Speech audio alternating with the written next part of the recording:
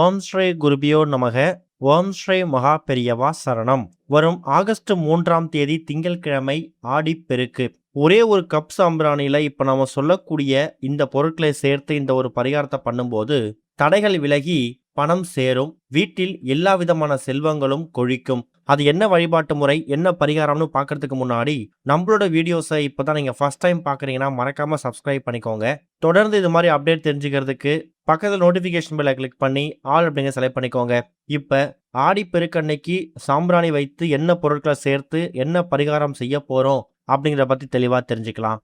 ஆடி மாதத்தோட 18வது நாள் வரக்கூடியது தான் ஆடி 18ஆம் பெருக்கு, அப்படி இல்லைன்னா ஆடிப்பெருக்கு. இது வெறும் திருவிழா மட்டும் கிடையாது.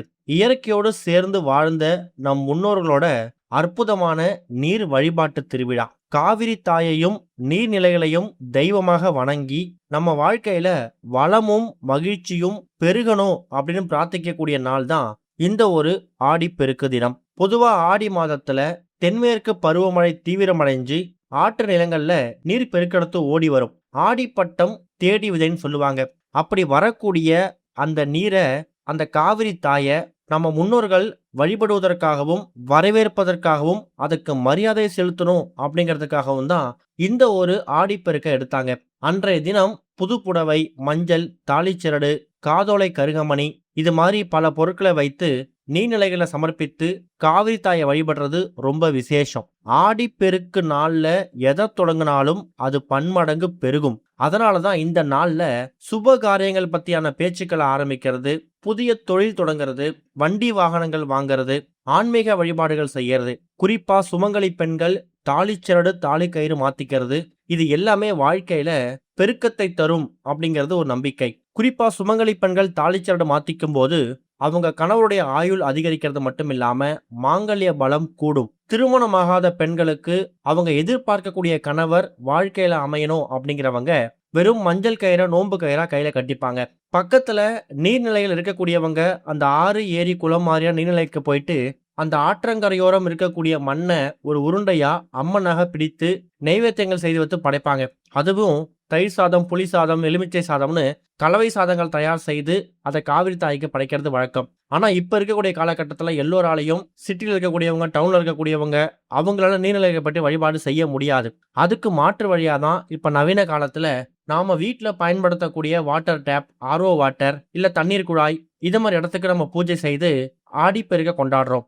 ஆடிப்பெருக்கு நாள்ல நீங்க என்ன விஷயங்கள் பேசுறீங்களோ, என்ன செய்யறீங்களோ, என்ன சொல்றீங்களோ அது பன்மடங்கு பெருகும். பொதுவாவே யாரிடமும் கோவப்படாம அமைதியா இருக்கணும். அதுலயும் ஆடிப்பெருக்கு தினத்துல இறை வழிபாடு மட்டுமே நோக்கம் அப்படிங்கிற நம்பிக்கையோட அதை நினைவாவே நீங்க பூஜைகள் செய்யும் போது கோபத்தை தவிர்த்து மற்றவர்கள்கிட்ட ரொம்ப அமைதியா, சாந்தமா, அன்பா பேசும்போது உங்க வாழ்க்கையும் அமைதியாக சாந்தமாக மாறும். எல்லா விதமான நன்மைகளும் தேடி வரும். அன்றைய தினம் நீங்க எல்லா கடவுளையும் வணங்கலாம். இந்த கடவுள் அந்த கடவுள் அப்படின்னு இல்லாம பொதுவா ஆடி மாதத்துல என்ன மாதிரி திதி நட்சத்திரம் வருதோ அதை பொறுத்து வழிபாடு மாறும். ஆடிப்பெருக்க பொறுத்த வரைக்கும் ஆகஸ்ட் 3ஆம் தேதி வரக்கூடிய அந்த நாள் பஞ்சமி திதி வந்திருக்கு. கூடவே சிவபெருமானுக்கு ரொம்ப உகந்த உத்திரட்டாதி நட்சத்திரமும் சேர்ந்து வந்திருக்கு. சிவ வழிபாடு முக்கியம். முன்னாடியே சொன்ன மாதிரி இந்த நாள்ல பண்ணக்கூடிய பரிகாரங்கள், வழிபாட்டு முறைகள், பூஜைகள் இது எல்லாத்துக்கும் கிடைக்கக்கூடிய பலன்களும் அது மூலயமா வரக்கூடிய நன்மைகளும் மற்ற நாளை விட இந்த நாள்ல கொஞ்சம் கூடுதல். அதனாலதான் இப்ப நாம சொல்லக்கூடிய இந்த ஒரு சாம்பிராணியை பயன்படுத்தி பண்ணக்கூடிய பரிகாரம் உங்க வாழ்க்கையில பலவிதமான மாற்றங்களை ஏற்படுத்தும். இந்த பரிகாரத்தை முடிஞ்சா மாலை 6-7 மணிக்கு மேல, ஆடியோட 18ஆம் நாள் தான் கணக்கு, அதுதான் ஆடிப்பெருக்கு அப்படிங்கிறதால ஆகஸ்ட் 3ஆம் தேதி இரவு 12 மணி வரைக்கும் உங்களுக்கு ஆடி 18 பெருக்கு தான். அந்த ஒரு காரணத்தால ஆகஸ்ட் 3 திங்கட்கிழமை மாலை 6-7 மணிக்கு மேல வீட்டுல சாம்பிராணி தூபம் போடும்போது இப்ப சொல்லக்கூடிய பொருட்களை சேர்த்து இந்த பரிகாரத்தை செய்ததுக்கு பிறகு நீங்க தூபம் போடலாம். நிறைய பேரு அவங்க வீட்டுல பயன்படுத்தக்கூடிய அந்த அடுப்பு கரியை எடுத்து அதுல சாம்பிராணி போடுவாங்க.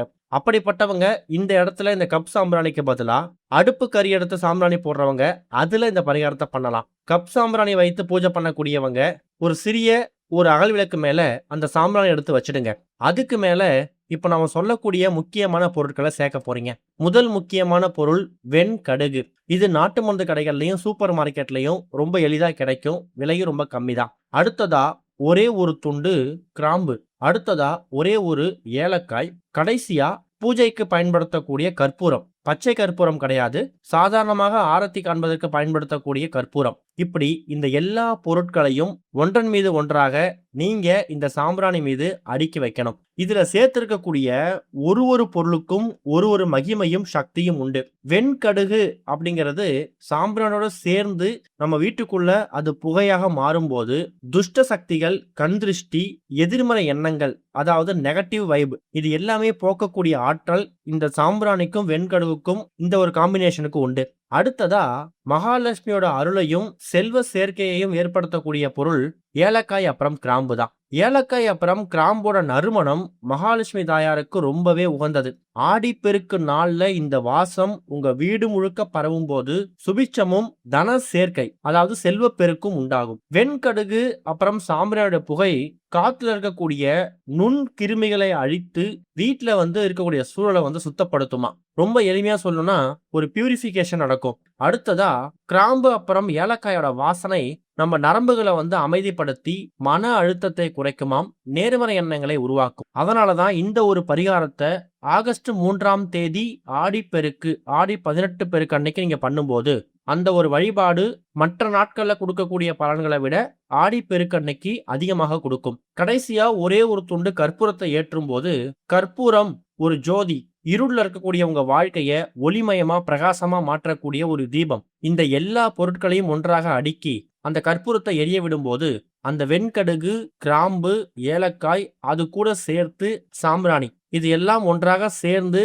அது புகையாக மாறி அந்த ஒரு புகை உங்க வீட்டுல ஆடிப்பெருக்கு அன்னைக்கு பரவும் போது இந்த பொருட்களை பயன்படுத்தினா என்ன மாதிரி நன்மைகள் கிடைக்கும் சொன்னமோ அந்த நன்மைகள் எல்லாமே ஆடிப்பெருக்கு அன்னைக்கு பன்மடங்கு உங்க வீட்டுல கிடைக்கும். ஒரு 5 நிமிஷம் உங்க வீட்டோட பூஜை அறையில இந்த பொருட்களை வச்சு இந்த சாம்பிராணியை போட்டுட்டு அதுக்கப்புறம் உங்க வீட்டோட நிலைவாசல் எடுத்துட்டு போயிட்டு கூட இந்த சாம்பிராணியை வச்சுக்கலாம், தப்பில்லை. முடிஞ்சா இந்த புகைய இந்த வெண்கடுகோடு சேர்த்து எரியக்கூடிய இந்த ஒரு அமைப்பை உங்க வீட்டுல இருக்கக்கூடிய எல்லா இடங்கள்லயும் எல்லா மூலை முடுக்குகள்லயும் காமிச்சிட்டு அதுக்கப்புறம் எடுத்துட்டு போயிட்டு நிலைவாசல வச்சிடுங்க. ஆடிப்பெருக்கு அன்னைக்கு பண்ணக்கூடிய எந்த ஒரு பரிகாரமா இருந்தாலும் அதுக்கு கிடைக்கக்கூடிய பலன் மற்ற நாட்களை விட அதிகமாகவும் பெருக்கெடுத்து ஓடும். நம்பிக்கையோட பண்ணுங்க.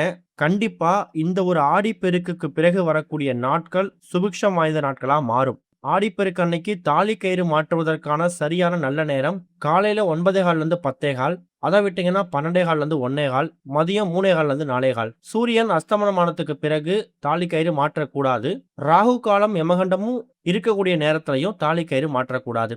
அதே மாதிரி தாலி கயிறை மாத்திட்டு பழைய தாலி கயிறை கண்டடங்கள்ல போடுறதோ குப்பைகளை போடுறதோ இல்லாம கால் படாத மாதிரி செடி கொடிகளை போடணும். அப்படி இல்லைன்னா நீர்நிலைகள்ல காய்ந்த பூக்களை விடும்போது சேர்த்து விட்டுக்கணும். பழைய தாலி கயிறு தானே அப்படிங்கிற மாதிரி அதை உதாசீனப்படுத்தக்கூடாது.